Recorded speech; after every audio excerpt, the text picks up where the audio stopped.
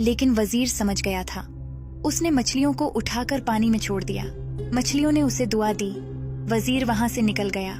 वो अपनी मंजिल की तरफ रवाना था। तब उसने किसी की आवाज सुनी। उसने सुना कि चूंटियों की रानी अपने लोगों को भाग जाने का कह रही है। जल्दी हट जाओ, ये आदमजाद हमें कुचल देगा।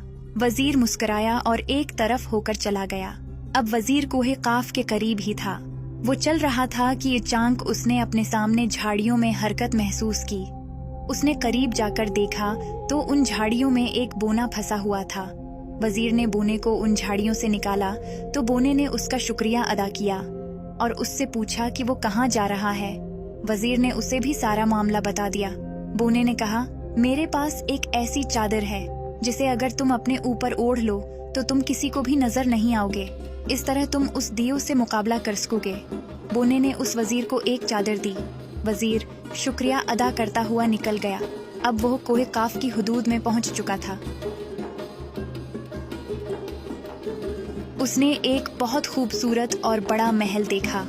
महल के बाहर दो अजीब मखलूक पहरा दे रही थीं। वजीर ने अपने ऊपर चादर ओढ़ ली और वो गायब हो गया और उन मखलूकात के दरमियान से आराम से गुजर गया। लेकिन जल्द ही महल में शूर हुआ कि कोई महल में दाखिल हुआ है।